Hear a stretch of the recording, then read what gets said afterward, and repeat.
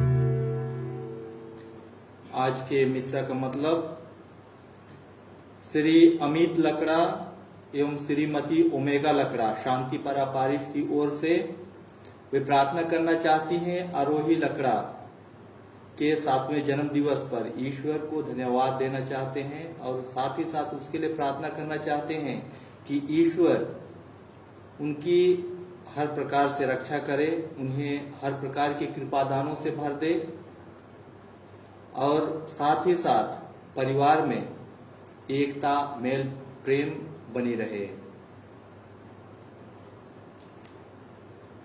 Joaquim Ekka एवं परिवार के सदस्यगण अजीरमा अंबिकापुर की ओर से प्रार्थना करना चाहते हैं। परमपिता परमेश्वर को धन्यवाद देते हैं कि बेलंकनी माता मरियम की मध्यस्थ प्रार्थना द्वारा आशीष एवं कृपा के फलस्वरूप परिवार के सदस्यगण श्री जोआकिम एक्का, श्रीमती मिलियानी एक्का, श्रीमती रूथ एक्का, कुमारी संजना टोप्पो एवं कुमारी दुर्गा सभी जन महामारी कोरोना वायरस से पूर्ण रूप से स्वास्थ्य लाभ प्राप्त कर चुके हैं। वे परिवार वाले मिलकर के ईश्वर को आज धन्यवाद देना चाहते हैं। वीर साय टोप्पो एवं परिवार गांधीनगर अंबिकापुर की ओर से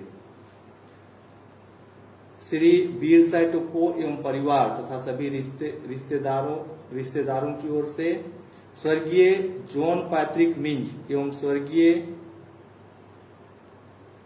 निकोलस टोप्पो ये इनकी आत्मा की अनंत शांति के लिए प्रार्थना करना चाहती हैं। ईश्वर इनकी आत्मा को अपने पास रखे, अपने साथ ले, इनके हर दोष गुनाहों को धो डाले। रॉबर्ट खलखो नया नगर वे प्रार्थना करना चाहते हैं कि हम सपरिवार पिता ईश्वर से प्रार्थना करते हैं कि स्वर्गीय विमल खलको और स्वर्गीय विमल बड़ा जिसकी निधन कोरोना से हो गया है, ईश्वर उनकी आत्मा को अनंत शांति प्रदान करे। श्री रॉबर्ट तिग्गा एवं परिवार की ओर से पटपरिया धोबीपरा वे प्रार्थना करना चाहते हैं बेनेडिक्टा तिग्गा और आनंद प्रकाश तिग्गा की आत्मा की अनंत शांति के लिए। ईश्वर इनके आत्मा को अनंत शांति प्रदान करे और परिवार वालों को धीरज एवं धैर्य प्रदान करे।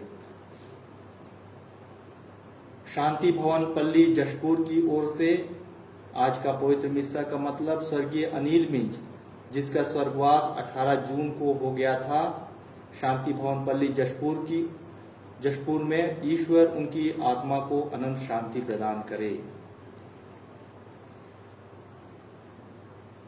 श्री अंसलेम तिग्गा नीचे परा की ओर से वे प्रार्थना करना चाहते हैं स्वर्गीय अनिल मिंज की आत्मा की शांति के लिए तथा इस दुखद समय में परिवार में ईश्वर की दया तथा कृपा बनी रहे। फादर अनिल एक्का स्वर्गीय बुधू एक्का की आत्मा की अनंत शांति के लिए प्रार्थना करना चाहते हैं। उनकी आज पुण्यतिथि है। ईश्वर उनकी आत्मा को दूतों और संतों के साथ रखे, उनके हर पाप दोष गुनाहों को धो डाले और अनंत सुख प्रदान करे।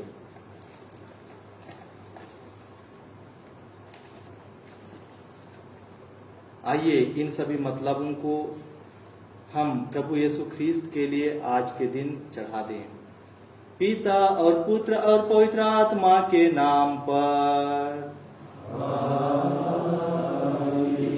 हमारे प्रभु यीशु ख्रीस्त की कृपा, ईश्वर का प्रेम तथा पवित्र आत्मा का सहचर्य आप सबों के साथ हो।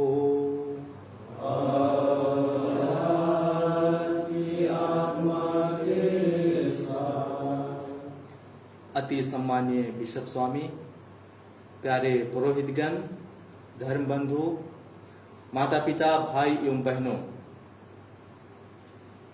कुछ साल पहले यदि हम देखें, करीब करीब 2 साल पहले या 1.5 साल पहले, तो दुनिया इतना आगे बढ़ चुका था, इतना रफ्तार पकड़ चुका था हर क्षेत्र में, चाहे वह टेक्नोलॉजी के क्षेत्र में हो, चाहे वह फाइनेंस के क्षेत्र में हो, चाहे वह किसी भी क्षेत्र में हो, ये बहुत ही ज्यादा आगे की ओर बढ़ता जा रहा था। लेकिन अचानक इस महामारी के कारण वह गति रुक सी जाती है, वह गति वहीं पर कमजोर पड़ जाती है। हम यदि इतिहास को देखें तो 1919 में रूसो नाम का एक फ्लू था। उस समय भी करोड़ों लोग, लाखों लोग की मृत्यु हुई थी। यद्यपि कि उस समय ऐसा टेक्नोलॉजी नहीं था, उपचार के साधन नहीं थे, इसलिए उस समय बहुत ही ज्यादा लोगों की मृत्यु हुई थी। लेकिन अभी जो कि बहुत ही विख्यात विकसित देश अपने आप को कहते हैं, ऐसा देश भी इस महामारी से निजात पाने के लिए असमर्थ होता है और सभी मानव डर के मारे वह नहीं जान पा रहा है कि उसका भविष्य क्या होगा, उसका आगे की पीढ़ी क्या होगा। अभी तक हर मानव सहमे हुए हैं, हर मानव डरे हुए हैं, हर मानव के अंदर एक दुख भरा हुआ है। ऐसे समय में हम ख्रिस्तियों को या तो हर इंसान को चाहिए कि ईश्वर जो कि पवित्र ग्रंथों के द्वारा हमको आश्वासन देते रहते हैं, ईश्वर जिनकी भविष्यवाणी कई नबियों ने किया था, वह ईश्वर हम लोगों को वही प्रदान करते हैं। मनुष्य एक ईश्वर का प्रतिरूप है और प्रतिरूप होने के कारण उसको ईश्वर की खोज में हमेशा लगी रहनी है। और कई बार मानव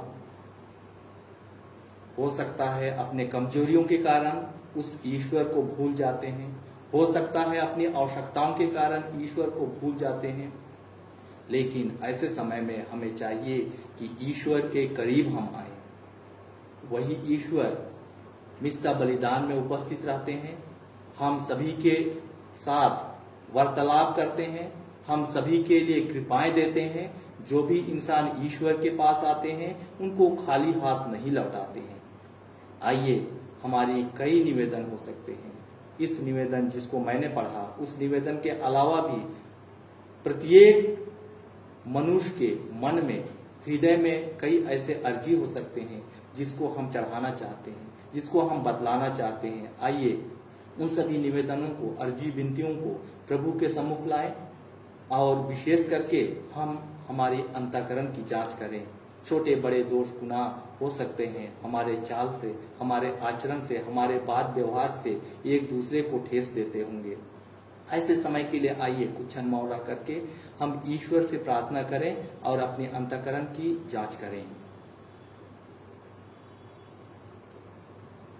हम सब मिलकर बोलें, हे भाई मैं सर्वशक्तिमान और आप लोगों के सामने स्वीकार करता हूँ कि मैंने मन से अपना कर्तव्य पूरा न करने से, बात कसूर से, अपने कसूर से, अपने भारी कसूर से और पाप किया है। इसलिए मैंने निकलवाई धन्य मरियम से, सब दूतों, सब पापों से, हे भाई और विनती करता हूँ कि आप लोग मेरे लिए प्रभु ईश्वर से प्रार्थना करें। सर्वशक्तिमान ईश्वर हम लोगों पर दया करे और हमारे पाप क्षमा कर हमको अनंत जीवन प्रदान करे।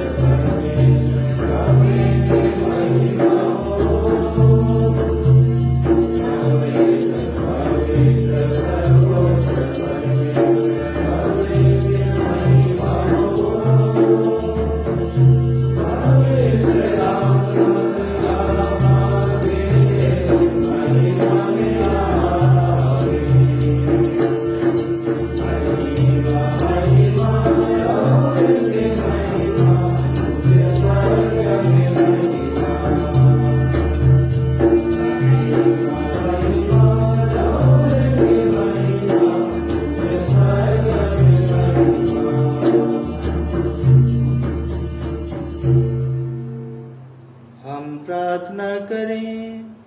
हे ईश्वर, तेरी कृपा से हम तेरे दत्तक पुत्र पुत्रियां बनकर ज्योति की संतान कहलाते हैं। ऐसे कृपा कर कि हम भ्रम के अंधकार में ना पड़ें, बल्कि सदा सत्य की ज्योति में निवास करें। हम यह प्रार्थना करते हैं अपने प्रभु तेरे पुत्र यीशु ख्रीस्त के द्वारा, जो तेरे तथा पवित्र आत्मा के संग एक ईश्वर होकर युगानुयुग जीते और राज्य करते हैं।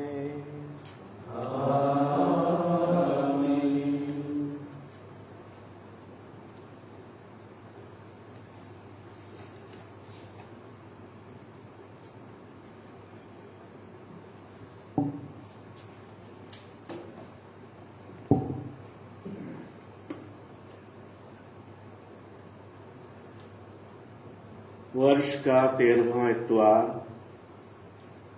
ईश्वर ने मनुष्य को अपना ही प्रतिरूप बनाया। वह मनुष्य की मृत्यु नहीं चाहता था। पाप के कारण संसार में मृत्यु का प्रवेश हुआ। ईश्वर हमें यीशु की मृत्यु द्वारा अनंत जीवन प्रदान करेगा। यीशु के द्वारा हम मृत्यु पर विजय प्राप्त कर सकते हैं। प्रज्ञा ग्रंथ से आज का पहला पाठ। पाठ का मुख्य अंश है, शैतान की ईर्ष्या के कारण ही मृत्यु संसार में आई। ईश्वर मृत्यु नहीं चाहता। वह पापियों की मृत्यु, प्राणियों की मृत्यु से प्रसन्न नहीं होता। उसने सब कुछ की सृष्टि इसीलिए की है कि वह अस्तित्व में बना रहे। संसार में जो कुछ है वह लाभ ही के लिए है। उसमें कहीं भी घातक विष नहीं। मृत्यु पृथ्वी पर शासन नहीं करती, क्योंकि धर्माचरण करने वाला कभी नहीं मरेगा। ईश्वर ने मनुष्य को अमर बना दिया। उसने उसे अपना ही प्रतिरूप बनाया। शैतान की ईर्ष्या के कारण ही मृत्यु संसार में आई है। जो लोग शैतान का साथ देते हैं वे अवश्य ही मृत्यु के शिकार हो जाते हैं। यह प्रभु की वाणी। भजन अनुवाक्य। हे प्रभु, मैं तेरी स्तुति करूंगा, तूने मेरा उद्धार किया है। हे प्रभु, मैं तेरी स्तुति करूंगा, तूने मेरा उद्धार किया है। हे प्रभु, मैं तेरी स्तुति करूंगा, तूने मेरा उद्धार किया है। तूने मेरे शत्रुओं को मुझ पर हंसने नहीं दिया। हे प्रभु, तूने मेरी आत्मा को अधोलोक से निकाला है। तूने मुझे मृत्यु से बचा लिया है। हे प्रभु, मैं तेरी स्तुति करूंगा, तूने मेरा उद्धार किया है। हे प्रभु, मैं तेरी स्तुति करूंगा, तूने मेरा उद्धार किया है।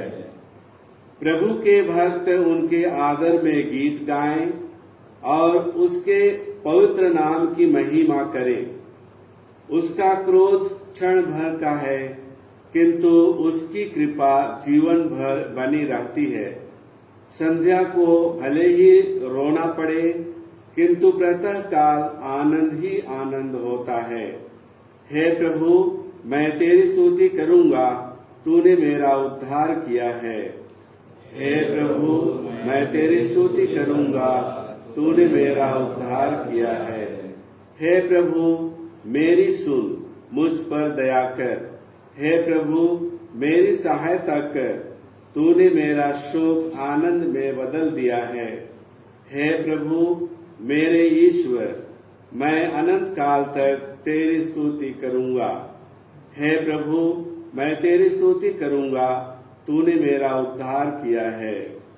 हे प्रभु, मैं तेरी स्तुति करूंगा, तूने मेरा उद्धार किया है।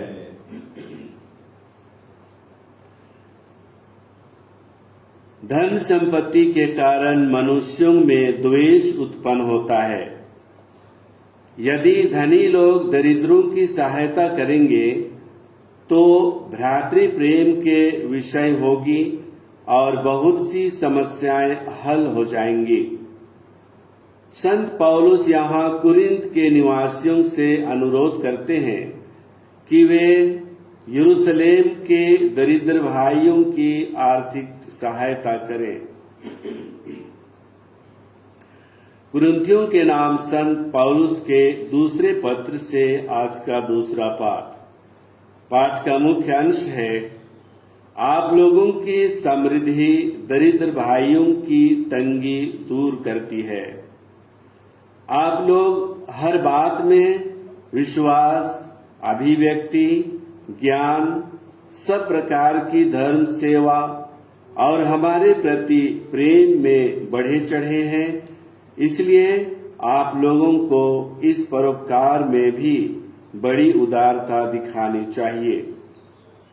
आप लोग हमारे प्रभु यीशु मसीह की उदारता जानते ही हैं। वह धनी थे किंतु आप लोगों के कारण निर्धन बने, जिससे आप लोग उनकी निर्धनता द्वारा धनी बन जाएं। मैं यह नहीं चाहता कि दूसरों को आराम देने से आप लोगों को कष्ट हो। यह बराबरी की बात है।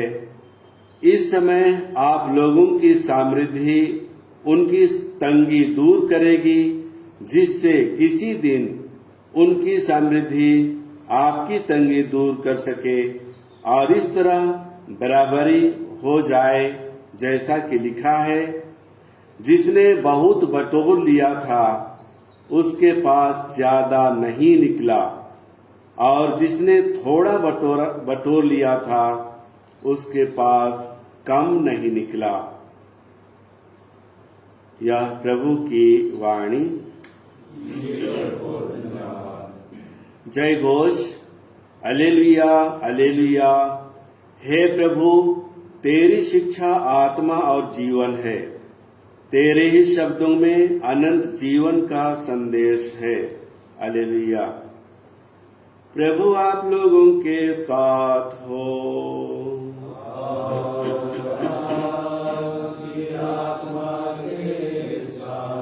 संत मार्कुस के अनुसार पवित्र सुसमाचार।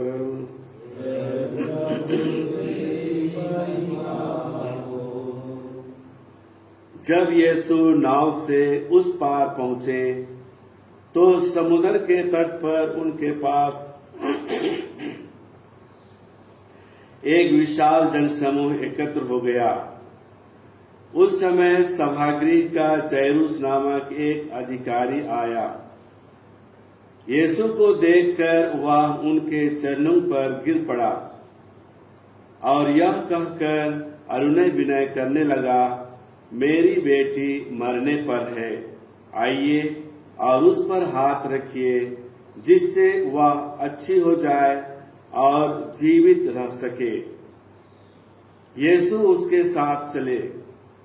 एक बड़ी भीड़ उनके पीछे हो ली और लोग चारों ओर से उन पर गिरे पड़ते थे। एक स्त्री 12 बरस से रक्त स्राव से पीड़ित थी। अनेकानेक वैद्यों के इलाज के कारण उसे बहुत कष्ट सहना पड़ा था और अपना सब कुछ खर्च करने पर भी उसे कोई लाभ नहीं हुआ था, बल्कि वह और भी बीमार हो गई थी। उसने यीशु के विषय में सुना था और भीड़ में पीछे से आकर उनका कपड़ा छू लिया, क्योंकि वह मन ही मन कहती थी, यदि मैं उसका कपड़ा भर छू लूं तो अच्छी हो जाऊंगी। उसी क्षण उसका रक्तस्राव सूख गया और उसने अपने शरीर में अनुभव किया कि मेरा रोग दूर हो गया है। यीशु उसी समय जान गए कि उनसे शक्ति निकली है। भीड़ में मुड़कर उन्होंने पूछा, किसने मेरा कपड़ा छुआ? उनके शिष्यों ने उनसे कहा, आप देखते ही हैं कि भीड़ आप पर गिरी पड़ती है, तब भी आप पूछते हैं, किसने मेरा स्पर्श किया? जिसने ऐसा किया था उसका पता लगाने के लिए यीशु ने चारों ओर दृष्टि दौड़ाई। वह स्त्री यह जानकर कि मुझे क्या हो गया है, डरती कांपती हुई और उन्हें दंडवत कर सारा हाल बता दिया। यीशु ने उससे कहा, बेटी, तुम्हारे विश्वास ने तुम्हें चंगा कर दिया है। शांति ग्रहण कर चली जाओ और अपने रोग से मुक्त हो रहो। यीशु यह कह ही रहे थे कि सभागृह के अधिकारी के यहाँ से लोग आए और कहने लगे, आपकी बेटी मर गई है, अब गुरु को कष्ट देने की जरूरत क्या है? यीशु ने उनकी बात सुनकर सभागृह के अधिकारी से कहा, डरिए नहीं, बस विश्वास कीजिए। यीशु ने पेतरुस, याकूब और याकूब के भाई योहन के सिवा और किसी को भी अपने साथ नहीं आने दिया।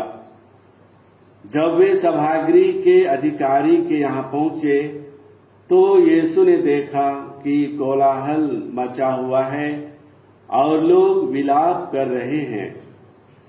उन्होंने भीतर जाकर लोगों से कहा, यह कोलाहल, यह विलाप क्यों?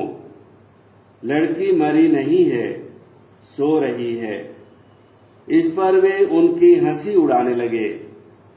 यीशु ने सबको बाहर निकाल दिया और लड़की के माता पिता और अपने साथियों के साथ उस जगह आए जहां लड़की पड़ी हुई थी। उन्होंने लड़के का हाथ पकड़कर उससे कहा, तालिथा कुम, इसका अर्थ है, ओ लड़की, मैं तुमसे कहता हूं, उठो। लड़की उसी क्षण उठ खड़ी हुई और चलने फिरने लगी, क्योंकि वह 12 बरस की थी।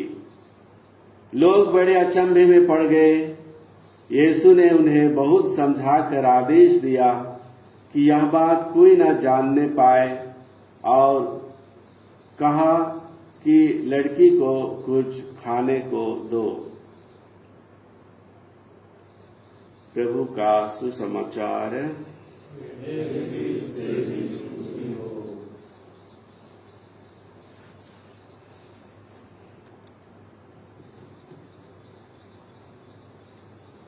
अति सम्मानीय बिशप स्वामी, प्यारे पुरोहितगण, धर्म बंधु, माता पिता, भाई एवं बहनों, आज हर इंसान कई प्रकार के दुखों से ग्रस्त है। शारीरिक दुख हो सकते हैं, मानसिक दुख, आध्यात्मिक पीड़ाएं, पारिवारिक संबंध में समस्याएं, आर्थिक समस्याएं, जीवन के कैरियर में समस्याएं, कई प्रकार के दुख आज मनुष्य को झेलना पड़ रहा है। इस सब के पीछे बहुत बड़ी कारण है। वह कारण है पाप। पाप हमारे दुखों के पीछे एक बहुत बड़ी समस्या के रूप में हमें दिखाई देते हैं। रोमियों के नाम संत पौलुस के पत्र अध्याय 3 पद संख्या 23 में हम पाते हैं, सबों ने पाप किया और सभी ईश्वर की महिमा से वंचित रह गए। आज के पहले पाठों में हमने सुना, ईश्वर ने हमें अपना प्रतिरूप बनाया। ईश्वर का प्रतिरूप प्रेम, दया, करुणा, क्षमा, सहानुभूति, शांति, ये सब ईश्वर का प्रतिरूप है। और आज मनुष्य यदि अपने आप को देखता है तो कितना विकृत रूप में अपने आप को पाता है। पाप मनुष्य के शरीर को बिगाड़ देता है। रोमियों के नाम संत पौलुस के पत्र में ही हम देखते हैं, अध्याय 5 पद संख्या 12 में, एक मनुष्य के द्वारा पाप इस संसार में आया और पाप के द्वारा मृत्यु। आज कोई भी मनुष्य पाप के बारे में जानना या बोलना नहीं चाहता, पर सच्चाई तो यह है, हर मानव पाप के बोझ से दबा हुआ है। हमारे ऊपर पाप का बोझ है। समाज के पापों का बोझ हो सकता है, पुरखों के पापों का बोझ, अपने ही पापों का बोझ, और ये पाप बहुत बार मनुष्य को गलत रास्ते की ओर अग्रसर करता है और उसे भटका देता है। अपने आप से घृणा उत्पन्न कर देता है, परिवार से घृणा उत्पन्न कर देता है, माता पिता से घृणा उत्पन्न कर देता है, बाल बच्चों से घृणा उत्पन्न कर देता है, और इसका परिणाम है मृत्यु।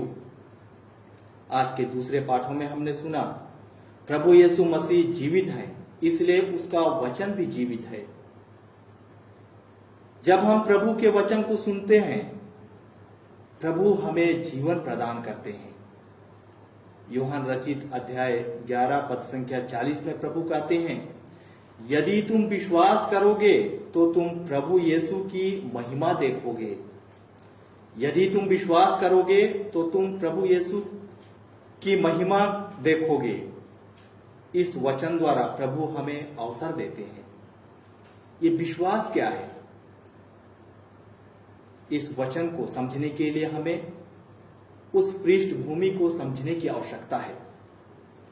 प्रभु यीशु लाजरूस को बहुत प्यार करते थे। लाजरूस बीमार पड़ गए थे। इसकी खबर उसकी बहन मार्था और मरियम प्रभु को देते हैं, लेकिन प्रभु शिष्यों से कहते हैं, ये बीमारी मृत्यु के लिए नहीं है, पर परमेश्वर की महिमा के लिए है। और इसलिए इस खबर को सुनने के बाद वह नहीं जाते हैं, लाजरूस के घर नहीं जाते हैं। 4 दिन बाद जब वे जाते हैं तो लाजरूस की मृत्यु हो चुकी थी, और प्रभु यीशु मसीह लाजरूस के कब्र के सामने खड़े होकर इस बात को कहते हैं। तभी मार्था तुरंत प्रभु से कहती है, प्रभु आज 4था दिन है, और यदि हम पत्थर को लुढ़काएंगे, यदि पत्थर को हटाएंगे तो इसमें से बदबू आएगी, क्योंकि शरीर विकृत रूप हो गया होगा, शरीर सड़ गया होगा, शरीर गल गया होगा, और इसमें से बदबू आएगी। प्रभु मार्था से कहते हैं, यदि तुम विश्वास करोगी तो परमेश्वर की महिमा देखोगी। आज हम सबके लिए भी एक बहुत बड़ी चुनौती है। प्रभु मार्था से कहते हैं, यदि तुम विश्वास करोगी तो परमेश्वर की महिमा देखोगी। उस परिस्थिति को परमेश्वर द्वारा बदलते देखोगी। तुम्हारा भाई मर चुका है, उस पर से बदबू निकलेगी, उसका शरीर सड़ गया होगा, उसका शरीर विकृत रूप में धारण कर चुका होगा। लेकिन यहां प्रभु की विश्वास ने, प्रभु ने पिता से प्रार्थना की और देखो उस परिस्थिति को बदल डाला। प्रभु ने उस परिस्थिति को बदल डाला। प्रार्थना के बाद लाजरूस को पुकार कर कहा, लाजरूस बाहर आ जाओ। लाजरूस जिंदा हो गया, उसकी सड़ी हुई लाश में जीवन आ गया। प्यारे माता पिता, भाई और बहनों, आज के सुसमाचार हमें बतलाता है, प्रभु यीशु बहुत सारे जनसमूह के सामने खड़े थे। सभागृह का जैरूस नामक अधिकारी यीशु के पास आते हैं और उनसे अनुनय विनय करने लगा, प्रभु आप मेरे घर आइए, मेरी बेटी मरने पर है, मेरी बेटी बीमार है, आप मेरे घर आइए, अपना हाथ बढ़ाइए ताकि वह चंगा हो जाए। यहां पर उसकी विश्वास झलकती है, उस अधिकारी की विश्वास झलकती है, जैरूस की विश्वास झलकता है। और न केवल विश्वास, लेकिन यहाँ पर उसकी नम्रता झलकती है। वह नम्र स्वभाव से, वह नम्रता के साथ यीशु के पास झुक करके कहते हैं, यीशु को अपने यहाँ बुलाते हैं। प्रभु उसके साथ जाते हैं, लेकिन जब रास्ते में ही प्रभु थे, जैरूस का एक दासी आकर के जैरूस से कहता है, स्वामी को लेने की जरूरत नहीं है, क्योंकि लड़की मर चुकी है, क्यों इसको परेशान करेंगे। प्रभु उनकी बातों को सुन जाते हैं। प्रभु जैरूस से कहते हैं, डरिए नहीं, बस विश्वास कीजिए।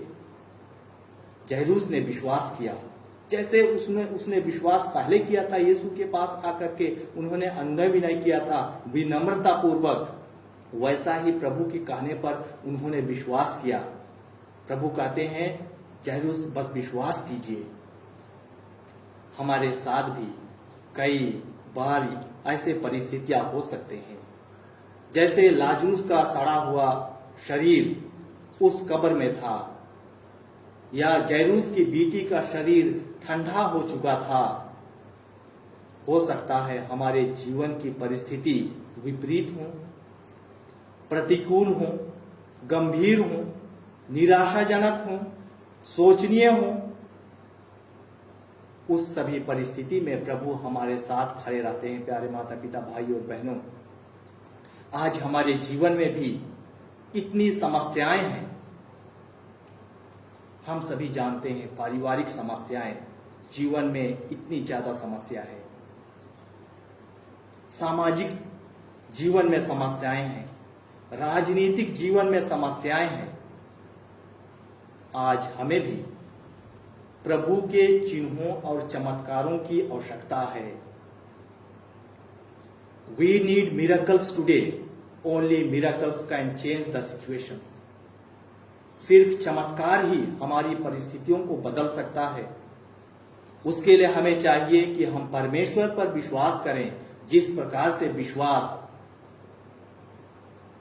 जैरूस ने किया था, आज के पाठों के द्वारा, सुसमाचार के द्वारा।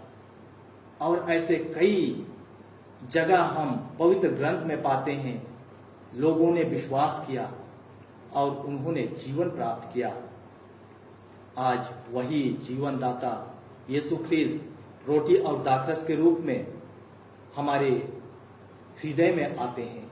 आइए हम प्रभु से नतमस्तक होकर के नम्रता पूर्वक हम प्रार्थना करें, ताकि प्रभु हमारे जीवन में भी चमत्कारी कर सके, हमारे जीवन में भी बदलाव ला सके।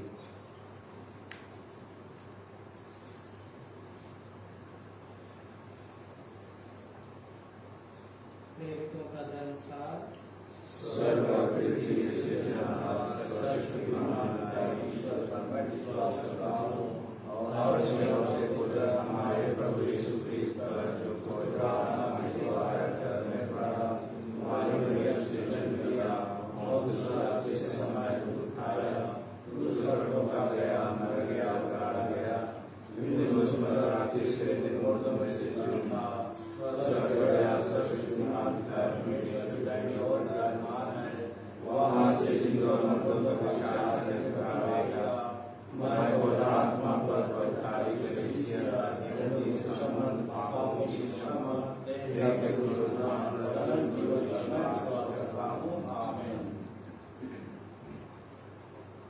FE66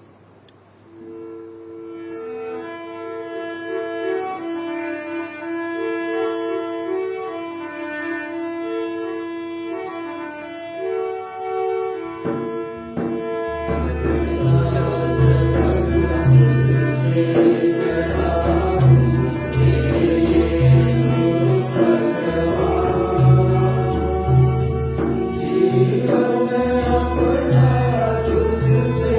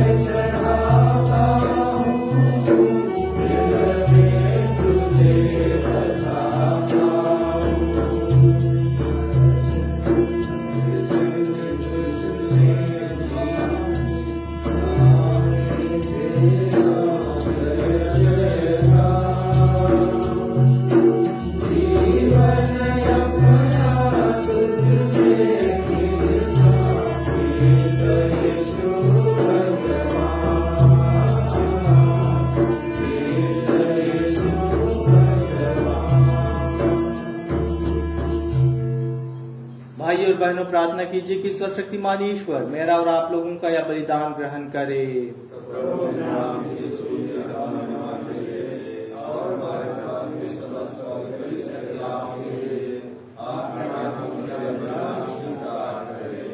हम प्रार्थना करें।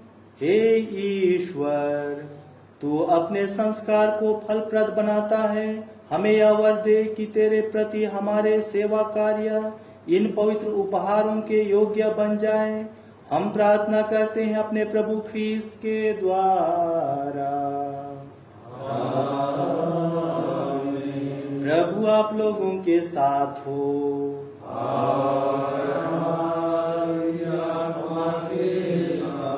प्रभु में मन लगाइए। हम अपने प्रभु ईश्वर को धन्यवाद दें। हे परम पवित्र पिता, यह वास्तव में उचित और न्याय संगत है, हमारा कर्तव्य तथा कल्याण है कि हम सदा और सर्वत्र तेरे प्रिय पुत्र यीशु ख्रीस्त के द्वारा तुझे धन्यवाद दें। यही है तेरे आदि शब्द जिनके द्वारा तूने सृष्टि की रचना की, जिन्हें तूने हमारे मुक्तिदाता तथा उद्धारकर्ता के रूप में भेजा। उन्होंने पवित्र आत्मा की शक्ति से देह धारण कर कुंवारी मरियम से जन्म लिया। उन्होंने क्रूस पर अपनी भुजाएं पसारी और दुख भोगा, ताकि मृत्यु के बंधनों को तोड़कर ये पुनरुत्थान प्रकट करें। इस भांति उन्होंने तेरी इच्छा पूरी करके तेरे लिए एक पवित्र प्रजा प्राप्त की है। इसीलिए स्वर्गदूतों और सब संतों के स्वर में स्वर मिलाकर हम भी तेरी महिमा का बखान करते हैं। 876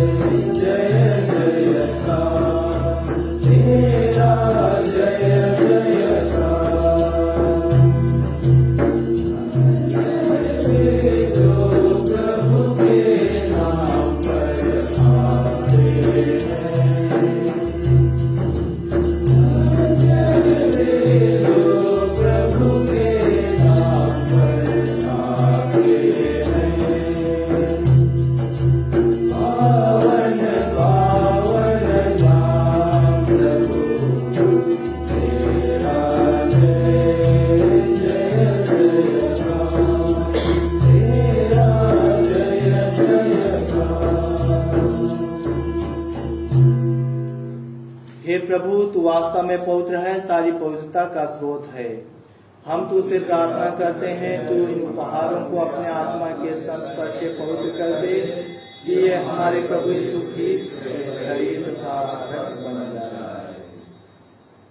जब वो यीशु स्वेच्छा से मृत्यु के लिए सौंपे गए, उन्होंने रोटी ली, तुझे धन्यवाद दिया और रोटी तोड़कर उसे अपने शिष्यों को देते हुए कहा, तुम सब इसे लो और इसमें से खाओ, क्योंकि यह मेरा शरीर है जो तुम्हारे लिए बलि चढ़ाया जाएगा।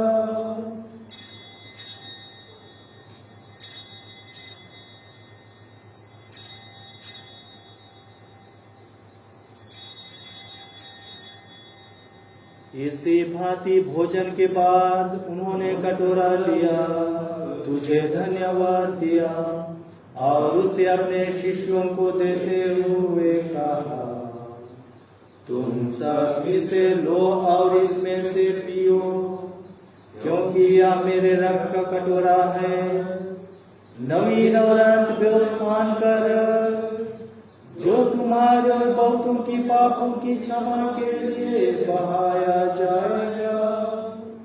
तुम मेरी स्मृति में यह करो।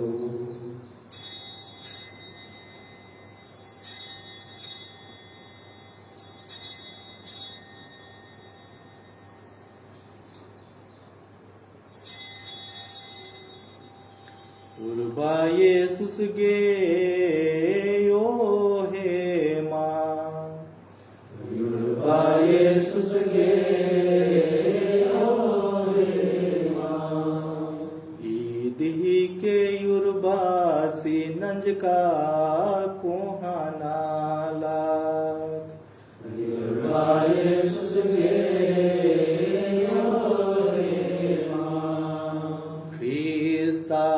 के चास के रास, युर्बा येसुस के ओ हे मां, ख्रिस्तास यूजा चोचास, युर्बा येसुस के ओ हे मां, ख्रिस्तास यो हे मानु फिन बार येसुस के ओ हे मां। इसलिए हे प्रभु, हम ख्रीस्त की मृत्यु और पुनरुत्थान की स्मृति में तुझे जीवन की रोटी और मुक्ति का कटोरा चढ़ाते हैं। हम तुझे धन्यवाद देते हैं कि तूने हमें अपने सम्मुख उपस्थित होने और अपनी सेवा करने का सौभाग्य प्रदान किया है। हमारा नम्र निवेदन है कि हम सब ख्रीस्त का शरीर और रक्त ग्रहण करके पवित्र आत्मा के द्वारा एकता के सूत्र में बने रहे। हे प्रभु, हमारे संत पिता फ्रांसिस, हमारे धर्माध्यक्ष पतरस मिंज और सभी याजकों के साथ विश्व भर में फैली अपनी कलीसिया की सुधीले तथा इसे प्रेम में सिद्ध बना दे। हे प्रभु, अपने सेवक सेविका स्वर्गीय जॉन पैट्रिक मिंज, स्वर्गीय निकोलस टोप्पो, स्वर्गीय विमल खलखो, स्वर्गीय विमल पड़ा, स्वर्गीय बेनेडिक्टा तिग्गा, स्वर्गीय आनंद प्रकाश तिग्गा, स्वर्गीय अनिल मिंज, स्वर्गीय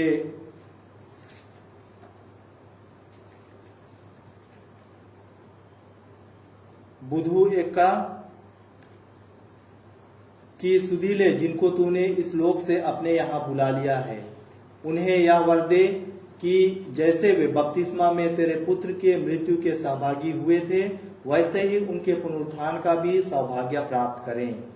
हमारे उन भाई बहनों की भी सुधीले जो पुनरुत्थान की आशा में परलोक सिधा चुके हैं, उन्हें और सभी मृतकों को अपने दर्शन का सौभाग्य प्रदान कर। हम सब पर दया दृष्टि डाल कि हम भी अनंत जीवन के सहभागी बने और ईश्वर की माता धन्य कुंवारी मरियम, उनके वर धन्य योसेफ, धन्य प्रेरितों तथा सब संतों के साथ जो युग युग में तेरे प्रति विश्वस्त बने रहे, तेरी स्तुति और महिमा कर सके, तेरे पुत्र यीशु क्रिस्त द्वारा। श्री जोआकिम एक्का एवं परिवार वाले ईश्वर को धन्यवाद देना चाहते हैं उनके कृपा दानों के लिए। जो बहुत कोई कोरोना पॉजिटिव थे, ईश्वर की मध्यस्थता, वेलंकनी माता की मध्यस्थता द्वारा वे सुस्वस्थ हो गए हैं।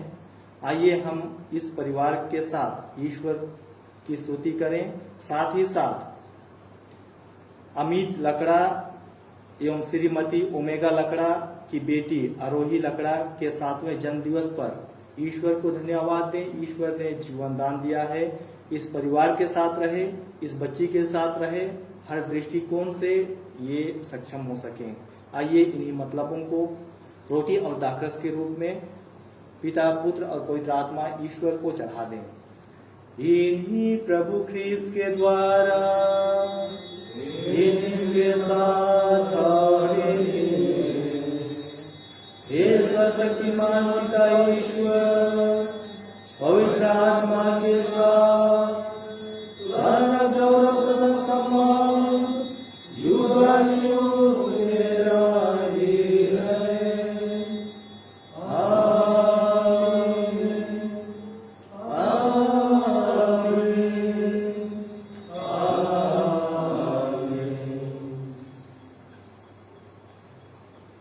हम सब मिलकर पिता परमेश्वर से प्रार्थना करें जैसे प्रभु ख्रीस्त ने हमें सिखलाया है। हे हमारे पिता,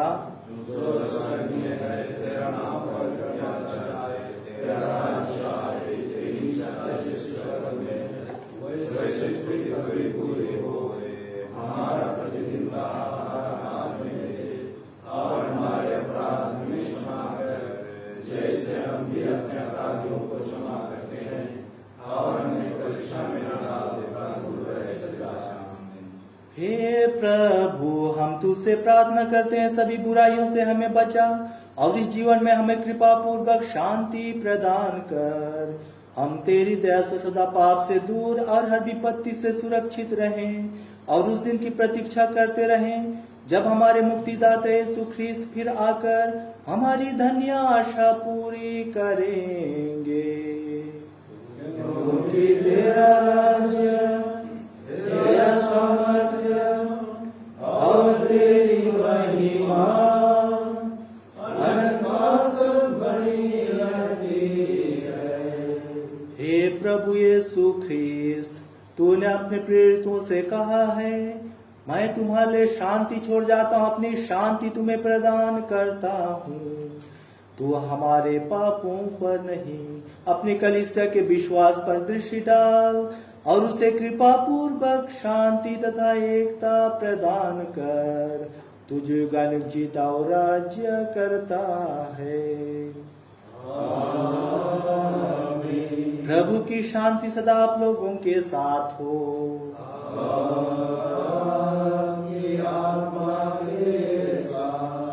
परस्पर शांति अभिवादन कीजिए। ख्रीस्त की शांति।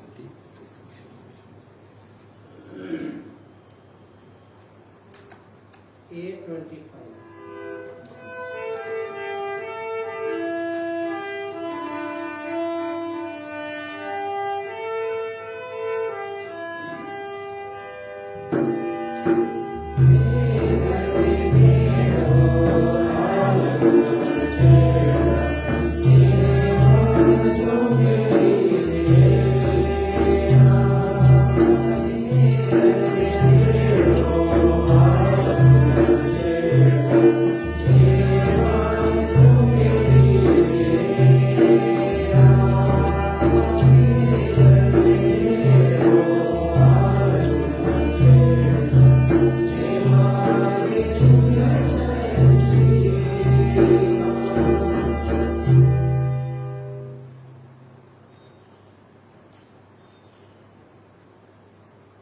देखिए ईश्वर का मेमना, इन्हें देखिए जो संसार के पाप भर लेते हैं। धन्य है वे जो मेमना के भोज में बुलाए जाते हैं।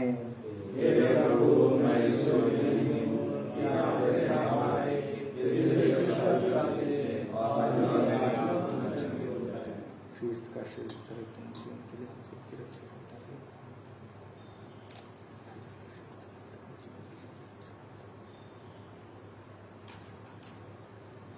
F32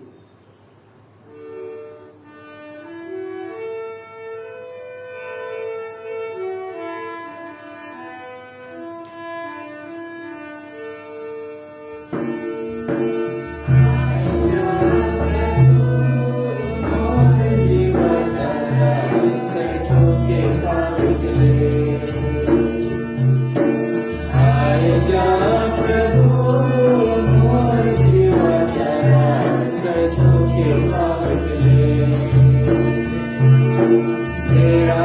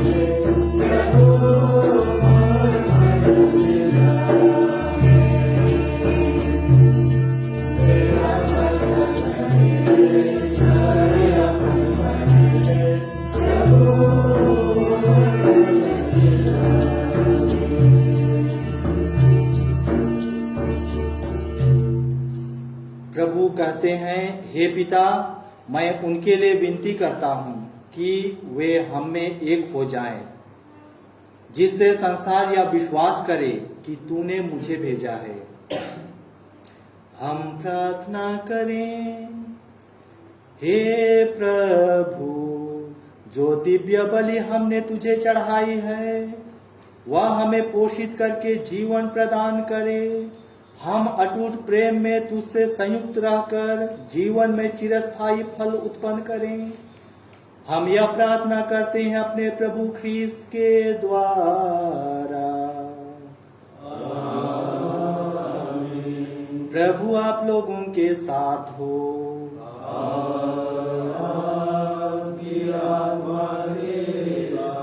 सर्वशक्तिमान ईश्वर पिता और पुत्र और पवित्र आत्मा आप लोगों को आशीर्वाद प्रदान करे। आमीन। आप लोग विदा लें। मिसा संपन्न हुआ।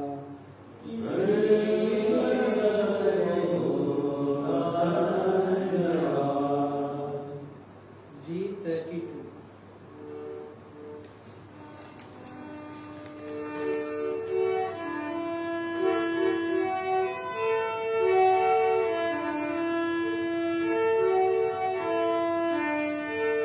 Thank you.